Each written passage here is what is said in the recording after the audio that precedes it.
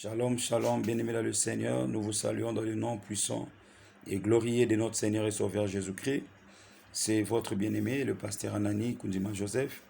Nous sommes là pour nous entretenir avec vous, selon que le Seigneur nous a recommandé de nous entretenir chaque jeudi. Et donc, nous allons aller droit au but. Je vais vous demander de prier avec moi avant de commencer notre exhortation. Père éternel, Dieu de grâce, Dieu de bonté, nous bénissons ton nom pour ces moments.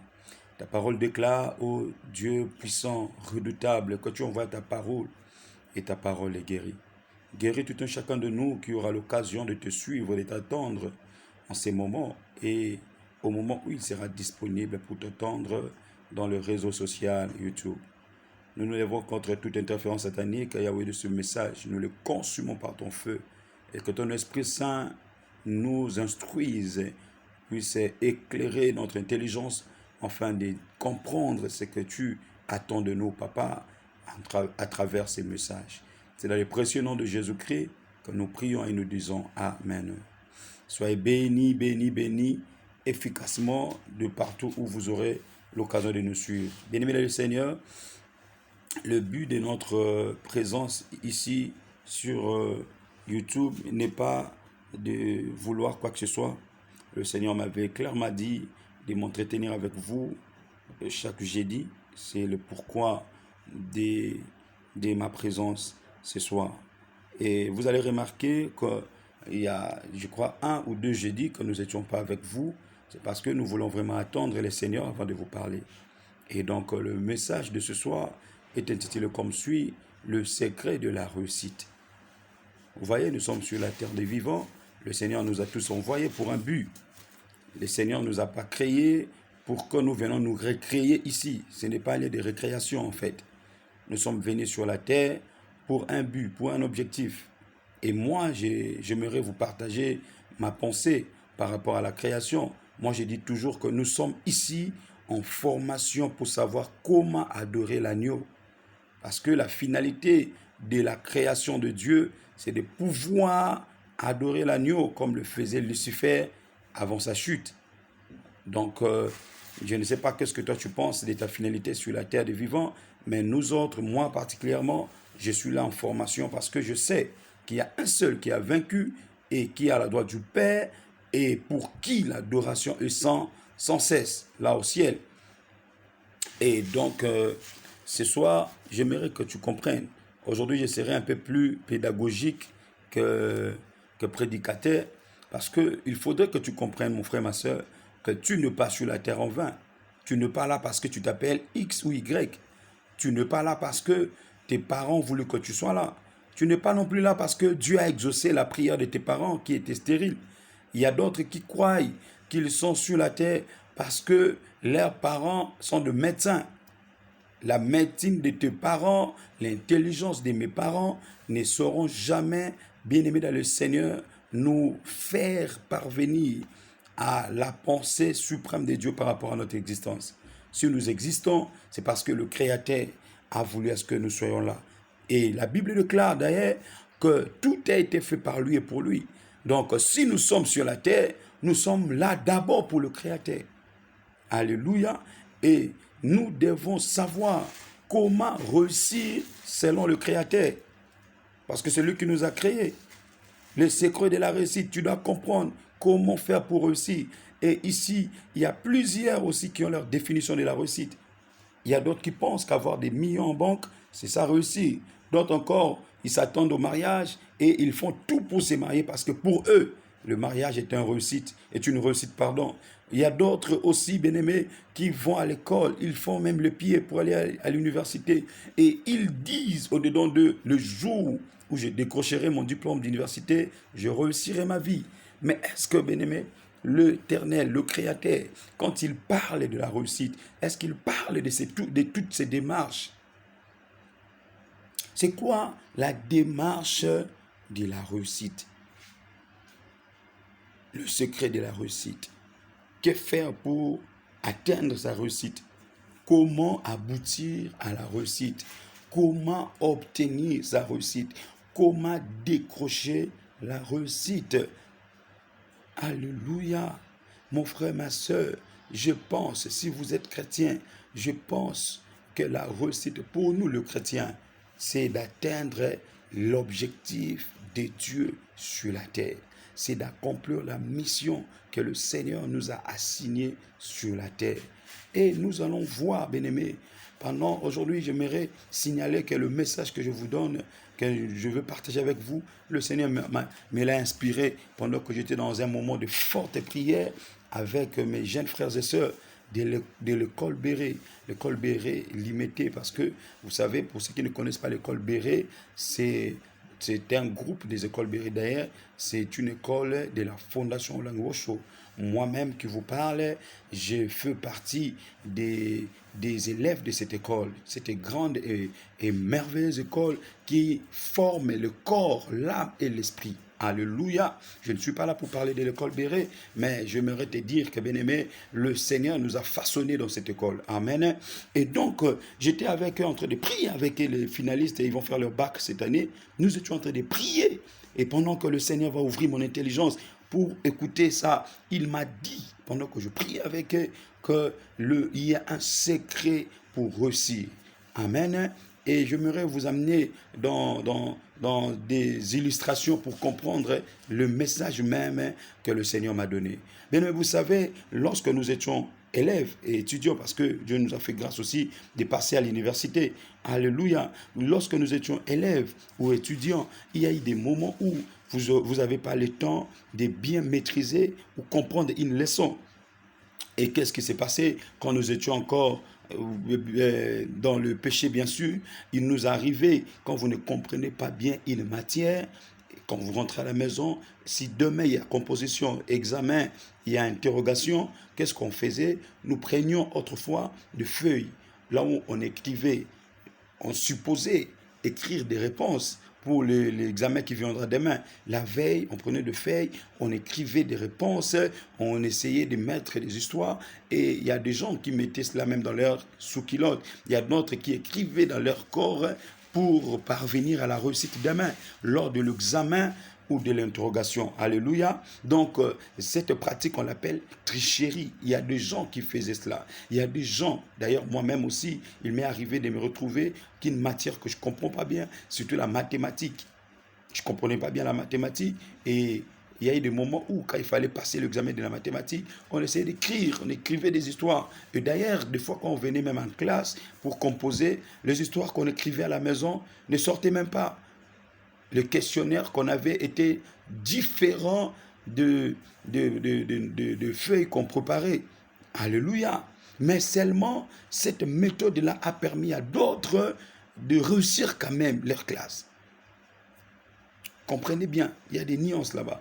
Cette méthode, cette pratique a permis quand même à d'autres élèves, peut-être même que tu vas m'écouter, tu étais grand tricheur quand tu étudies encore, et tu sais comment ça se passe. Et il y a aussi un autre groupe d'élèves qui ont des professeurs, c'est-à-dire des enseignants qui le suivent à la maison. Et qu'est-ce qu'ils font? Si l'enseignant ne craint pas Dieu, les parents de l'enfant, comprenant que leur enfant n'est pas assez intelligent, qu'est-ce qu'ils disent? Ils disent au professeur de donner à l'enfant déjà là où il va poser, c'est-à-dire qu'ils donnent à l'enfant les réponses de tout ce qu'il va poser en classe comme examen. Et moi, j'en connais beaucoup, les élèves avec qui on étudiait, des amis, qui avaient des professeurs qui leur suivaient à la maison.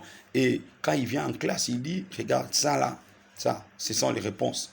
Avant d'entrer dans la salle d'examen, il vous montre une feuille où il dit, ce sont des réponses, le prof m'a donné ça hier. Et si tu le suis, si tu es malin, tu le suis, vous allez réussir aussi parce que c'est vraiment le professeur qui l'avait donné.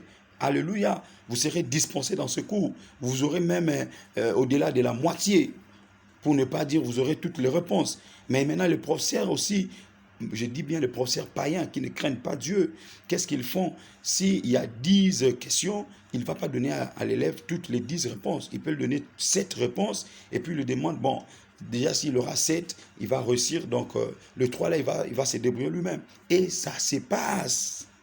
Je pense que toi qui auras l'occasion de me suivre, tu es un ancien étudiant, peut-être que tu es étudiant, peut-être que tu es élève. Tu sais comment est-ce que la tricherie a produit aussi des bons résultats pour d'aucuns. Et pour d'autres qui avaient aussi des professeurs, vous savez que les professeurs qui vous donnaient des réponses à la maison, ils vous ont aussi aidé à passer les classes supérieures. Là, je parle de la tricherie selon les hommes. Selon les hommes. Alléluia. Et qu'est-ce que la Rousse parlait concernant la tricherie? C'est quoi la définition de la tricherie selon la Rousse? Nous allons lire. La Rousse dit ceci. Il dit la tricherie, c'est agir d'une manière déloyale dans le but de gagner, de réussir, de frauder pour parvenir à ce qu'on souhaite. C'est-à-dire, selon la Rousse, la tricherie, c'est agir d'une manière déloyale. Alléluia. Dans le but de gagner, de réussir, de frauder pour parvenir à ce qu'on souhaite. C'est-à-dire, toute personne qui se donne à la tricherie, il veut gagner, il veut réussir et il veut atteindre son souhait. Alléluia. Là, c'est selon les hommes. Amen. Hein? C'est-à-dire, il y a des élèves qui ont compris qu'avec la tricherie, ils peuvent réussir et ils se sont adonnés à la tricherie. Et je vous dis la vérité, nous n'allons pas nous voiler la face. Il y a beaucoup qui ont fait ça et qui sont passés des classes supérieures. D'autres même ont fait le bac dans la tricherie. Ils ont payé, comment on les appelle, les inspecteurs. Et les inspecteurs leur ont donné des réponses, les réponses des épreuves. Et ils ont utilisé ces réponses et ils ont réussi leur bac. On en connaît plusieurs. Je ne parle pas seulement de l'Afrique. Partout au monde, cette méthode est pratiquée. Alléluia. Donc que le Seigneur vous bénisse abondamment. Maintenant, qu'est-ce que nous voulons parler? Pourquoi je vous donne ces exemples de la tricherie? Nous savons que selon la nature, selon les hommes, selon l'humanité, et même selon la Bible, quand on parle d'un tricheur, c'est un pécheur. Alléluia. Mais écoutez la révélation que le Seigneur me donne. Nous allons lire la parole de Dieu. Nous lisons la parole de Dieu dans 1 Samuel, chapitre 9. Vous connaissez l'histoire. Je ne lirai pas tout l'extrait. Je vais lire juste une partie et nous allons expliquer. La Bible déclare ceci. 1 Samuel 9, à partir du premier verset. Il y avait un homme de Benjamin nommé Kis, fils d'Abiel. Nous allons sauter. Permettez-moi d'aller au verset, du verset 5 au verset 10. La Bible déclare. Ils étaient arrivés dans le pays des Tchouf. Lorsque Saoul dit à son serviteur qui l'accompagnait, viens retournons de peur que mon père, oubliant les ânesses, ne soit en peine de nous. Le serviteur lui dit, voici, il y a dans cette ville un homme de Dieu, et c'est un homme considéré. Tout ce qu'il dit ne manque pas d'arriver. Allons donc, peut-être nous fera-t-il connaître le chemin que nous devons prendre. Saoul dit à son serviteur, mais si nous y allons, que porterons-nous à l'homme de Dieu? Car il n'y a plus de provisions dans nos sacs, et nous n'avons aucun présent à offrir à l'homme de Dieu. Qu'est-ce que nous avons? Le verset 8, le serviteur reprit la parole et dit à Saoul, voici j'ai sur moi le quart d'un cycle d'argent. Je le donnerai à l'homme de Dieu, et il nous indiquera notre chemin. Autrefois en Israël, quand on allait consulter Dieu, on disait, venez et allons au voyant, car c'est lui qu'on appelle aujourd'hui le prophète, s'appelait autrefois les voyants. Verset 10, Saoul dit à son serviteur, tu as raison, viens, allons, et ils se rendirent à la ville où était l'homme de Dieu. Nous acclamons pour la parole du Seigneur. Amen. Vous comprenez, bien-aimés, que c'est l'histoire du fils de Kis, le premier roi d'Israël. Nombre d'entre nous, serviteurs de Dieu, vous avez déjà parlé de cette histoire. Mais quand j'étais en train de prier, comme je disais tantôt avec mes jeunes frères et sœurs de Béret, qu'est-ce que le Seigneur me dit? Le Seigneur me dit ceci. Il amène cette histoire comme dans une salle de classe. Alléluia. En fait, le Seigneur me dit ceci. Il dit, c'est comme dans une salle de classe où Saoul est avec son voisin de salle de classe. Et ils sont en train de passer un examen. Ils sont en train de passer une interrogation. Ils sont en train de passer une épreuve. Et qu'est-ce qui se passe? Pendant que Saoul, étudiant ou élève Saoul, comprenez-moi très bien, pendant que cet élève Saoul qui est en train de passer son examen se retrouve à bout de son intelligence. C'est-à-dire, il a essayé de fouiller, de refouiller dans sa tête pour donner une bonne réponse à son problème, à son épreuve, à son examen. Mais Saoul est arrivé à bout. Saoul ne sait pas. Il regarde à gauche, à droite, en bas, en haut. Il commence à rougir. Il n'a pas de réponse. Et qu'est-ce que Saoul dit? Il dit à son frère, à son voisin, il dit, mon cher, moi je vais remettre ma fille vierge parce que je n'ai pas de solution à ces problèmes. Je pense que vous qui étiez ou bien qui êtes encore aujourd'hui dans le banc de l'école, vous savez comment ça se passe. Quand tu entres dans une salle de classe, dans une salle d'examen ou d'interrogation, quand vous n'arrivez pas à résoudre votre problème, bien-aimé, je vous dis la vérité, ça frappe dans la tête. Et surtout les garçons, la plupart des fois, nous remettions, moi en particulier, je remettais ma fille vierge quand je ne comprends pas. Parce que je ne voulais pas demander aux filles. Alléluia, je vais remettre ma fille, je sors. Des fois même, tu sors en premier parce que tu sens déjà que ça là, ça ne va pas marcher. Dites amen. Et c'est ce que Saoul a voulu faire. Saoul a voulu remettre sa fille vierge. Mais écoutez-moi très bien. La Bible déclare, le voisin de Saoul, le serviteur de Saoul a dit à Saoul, il dit non, il n'est pas question de remettre la fille vierge. Moi, j'ai la solution pour ces problèmes. J'aimerais dire à quelqu'un, peut-être que dans ce que tu fais, tu te retrouves à un niveau où tu vas abandonner. Je viens te rassurer, mon frère, ma soeur, n'abandonne pas. Je t'ai apporté la solution ce soir. Je répète encore, n'abandonne pas, il y a la solution. Moi, je suis comme ton voisin de classe. Écoutez-moi très bien. Si toi, tu es entré, seulement tu comptais sur ta tête. Moi, je suis venu te dire qu'il y a une solution. Nous ne sortirons pas avec toi dans cette salle de classe si seulement tu peux obéir, tu peux comprendre ce que j'ai à te dire ce soir. Bien-aimé, à chaque fois que tu te retrouves devant une épreuve de la vie, devant un problème de la vie, devant un combat de la vie, devant une situation difficile de la vie, comprends ces choses. Comprends bien ces choses que je suis en train de te dire ce soir. Alléluia. Saoul voulait abandonner. Saoul voulait rebrousser chemin. Il voulait rentrer chez son père. Mais heureusement pour lui, il avait quelqu'un à ses côtés. Comme dans les salles de classe, on a toujours quelqu'un à nos côtés. Quelqu'un qui a sûrement la réponse pour nos problèmes. Dites amen.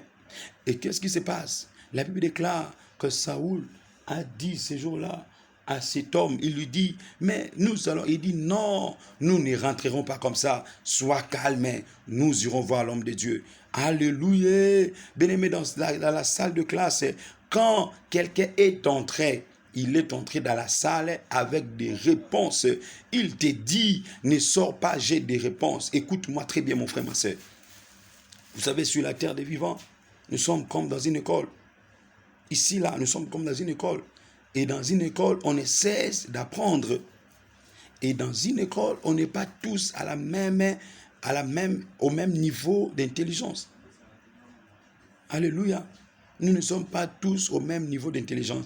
Et les professeurs par excellence de notre école s'appellent le Créateur incréé, le Dieu Tout-Puissant, le Je suis, le Roi des rois, le Rocher des âges, l'époux de l'Église, la tête du corps de l'Église. Et il nous a apparu comme Jésus-Christ de Nazareth. C'est lui le professeur par excellence. Et aujourd'hui qu'il est reparti auprès du Père, il nous a légué son Saint-Esprit. Mais écoutez, bien-aimé, j'arrive. Saoul dit, comment ne veux-tu pas rentrer avec moi? L'homme lui dit, nous irons chez le prophète. Et le prophète nous dira où se trouvent les ânesse. Je suis en train de dire à quelqu'un, quand vous êtes dans une salle de classe et que ton collègue te dit, j'ai toutes les réponses ici. Mon frère, ne sors pas, j'ai toutes les réponses. Surtout si tu sais que cet élève-là, c'est le professeur, même le titulaire du cours, qui l'enseigne. Il te dit, il m'a donné toutes ces réponses. J'en ai déjà, ne sors pas. J'ai toutes ces réponses. Bien-aimé, tu ne sortiras pas de la salle. Tu seras là, tu attendras les réponses. Et ce que je vais dire à quelqu'un, ne sors pas de ton foyer. Peut-être qu'il y a des combats, ton mari te frappe, ta femme ne veut pas te respecter, ne sors pas. Peut-être que tu es dans une entreprise où les boss te menacent, où tu n'as pas de promotion. Depuis que tu es embauché, tu n'as pas de promotion. Il y a de ceux qui sont venus avant toi, après toi, qui ont été promis, mais toi, il n'y a pas de promotion et tu es fatigué. Tu veux claquer la porte. Ne claque pas la porte. Je répète, ne claque pas la porte. Nous t'avons apporté une solution ce soir. Tu auras la solution et au nom de Jésus, ta situation changera. Écoutez, Saoul avait compris, il a obéi, il était le maître de ses serviteurs, mais il a obéi. Il a dit, ok, c'est ma réussite, ce n'est pas la réussite du serviteur. Quand je rentrerai chez moi, mon Père va m'honorer. Écoute-moi, mon frère, ma soeur, si tu réussis sur la terre, le jour où nous rentrerons là-bas, là-haut, auprès du Père, notre Créateur, nous serons honorés, mais ce sera de manière individuelle. On ne va pas honorer nos familles au ciel. Au ciel, il n'y aura pas les honneurs pour la famille X ou pour la famille Y. Au ciel, les honneurs sont individuels. Saoul pouvait dire, c'est moi qui commande ici, mais il n'a pas dit ça. Pourquoi? Parce qu'il savait qu'il avait besoin de la réussite. Tu as besoin de réussir ta mission sur la terre. J'ai besoin de réussir ma mission. Nous avons tous besoin de réussir nos missions sur la terre. Alléluia. Et pourquoi je parle de la tricherie? Je donne l'exemple des élèves qui ont les papiers de réponse en classe et je parle de Saoul. Pourquoi? Parce que nous avons quelqu'un qui nous a créés. C'est comme les étudiants, c'est comme les élèves. Quand ils se retrouvent devant les épreuves, il y a quelqu'un qui a composé cela. Mon frère, ma soeur, la vie où nous sommes, il y a quelqu'un qui a composé les choses. Même les choses qui viendront en 2028, il y a quelqu'un qui l'a composé. Écoutez-moi très bien. Joseph avait 17 ans. Il était chez son père, mais à cause de sa connexion avec les compositeurs des examens de la vie, de cette vie, des réalités de la vie, Joseph comprenait déjà que demain, dans ses 31e années, il y aurait un groupe de gens sortis des entrailles de son père qui allaient se prosterner, qui allaient fléchir devant lui. Je parle à quelqu'un. Écoute-moi, mon frère, ma soeur. Dans cette vie, tu as besoin de te connecter à celui qui a tout composé pour comprendre où est-ce que tu vas et que faire pour réussir dans les épreuves de la vie. Alors, donc, comme l'élève qui sait entrer avec un brillant où il y a toutes les réponses en classe pour ces épreuves, de même nous avons besoin de ces brillants. Nous avons besoin de fêter parce que, bien-aimé dans le Seigneur, il y a des épreuves. On n'a pas encore vu ça, il y aura des épreuves. Peut-être que toi qui me suis, tu es déjà bourré d'épreuves, tu es fatigué. Il y a d'autres même qui ont déjà abandonné. Peut-être que tu me suivras par hasard, tu as déjà abandonné. Il y a d'autres aussi par curiosité. Tu cherches comment réussir. Et tu as vu le titre, le secret de la réussite. Tu viendras, tu vas seulement ouvrir les liens pour voir seulement est-ce que je peux tirer quelque chose. Je te dis la vérité, tu es dans une bonne adresse. Tu es dans une bonne adresse. Alléluia. Mais qu'est-ce qui se passe en classe? Quand l'élève entre avec une feuille pour essayer de réussir, qu'est-ce qui se passe? Il y a beaucoup de choses qui se passent. La plupart des fois, les élèves qui ne sont pas intelligents ou qui sont moins intelligents, ils peuvent arranger des brillants pour essayer de résoudre leurs épreuves. Mais hélas, la plupart d'entre eux se retrouvent en train de s'affronter aux questionnaires qui sont carrément complètement différents de ce qu'ils ont prévu. Alléluia. C'est-à-dire, il peut préparer le réponse, il peut préparer des formules à la maison parce qu'il pense qu'avec ça, il va réussir forcément son examen. Mais malheureusement, beaucoup viennent comme ça et les questionnaires sont différents. Mais nous avons la grâce. Pourquoi? Parce que celui qui a tout composé est avec nous. Celui qui a tout composé est avec toi. Et tu as la possibilité d'aller, bien-aimé, auprès de lui pour lui chuchoter tes problèmes. Lui dire comment tu ne sauras pas résoudre par toi-même l'épreuve de mathématiques, du célibat, l'épreuve de philosophie, de pauvreté, l'épreuve de biochimie, d'idiotie, l'épreuve de psychologie de stérilité. Je ne sais pas c'est quoi ton épreuve, mais comme à l'école, bien-aimé, si ton professeur connaît tes faiblesses et qu'il t'encadre à la maison, il peut t'aider. Et nous avons quelqu'un qui a tout composé et qui nous encadre à la maison. Alléluia. Tu es en train de vouloir résoudre les épreuves par toi-même. Or, c'est lui qui a composé ces épreuves, t'a laissé même la feuille.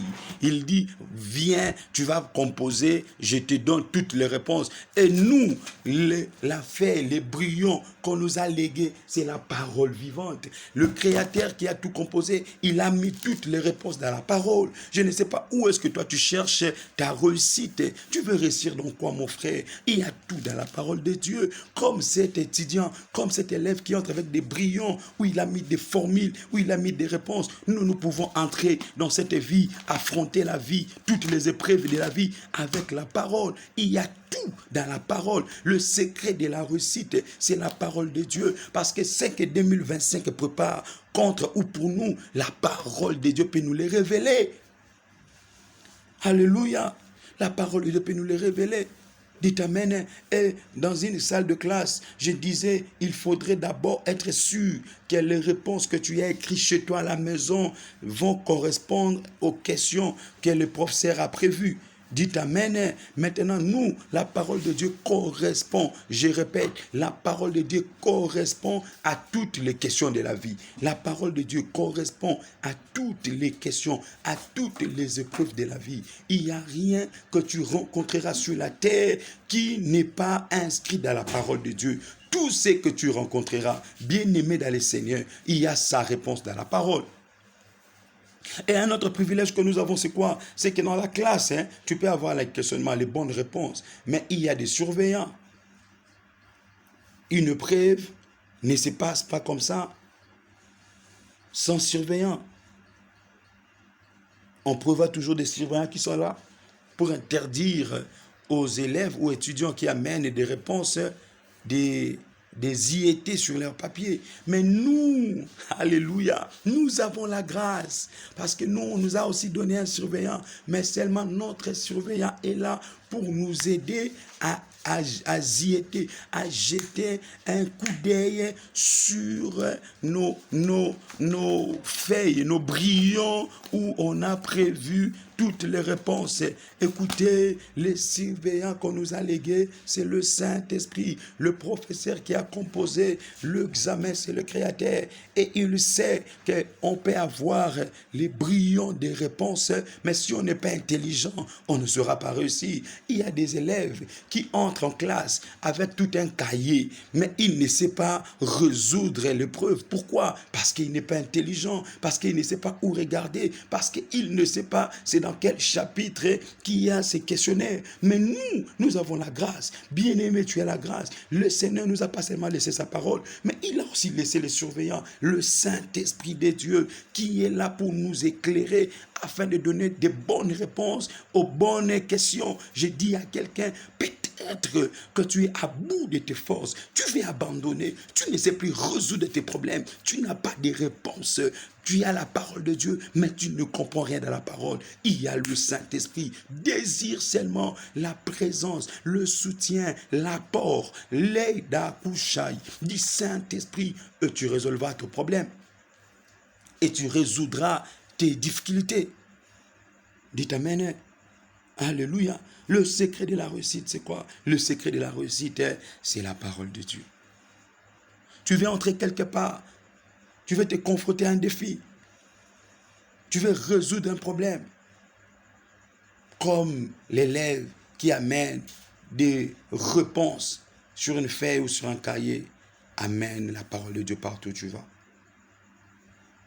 amène la parole de Dieu partout où tu vas. Quand tu as la parole de Dieu, tu veux l'exécuter par toi-même, tu ne sauras pas le faire.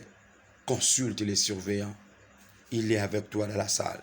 La Bible déclare, je ne vous abandonnerai pas, je ne vous laisserai pas. Écoutez, le Seigneur a dit encore dans Josué chapitre 1er, le verset 8, il dit que ce livre de la loi, il dit que ce livre de la loi ne s'éloigne point de ta bouche. Nous allons lire la parole de Dieu. Nous allons lire, j'aime beaucoup la parole. Elle est trop pratique, elle est trop exacte. La parole de Dieu, elle est exacte. La parole de Dieu, elle est très exacte, mes frères et sœurs. Elle est très exacte, maman, papa. La Bible déclare ceci, Josué, chapitre 1er, le verset 8. Nous lisons au nom de Jésus. On dit que ce livre de la loi ne s'éloigne point de ta bouche, médite-le jour et nuit pour agir fidèlement selon tout ce qui est écrit. Car c'est alors que tu auras du succès dans tes entreprises. Écoute,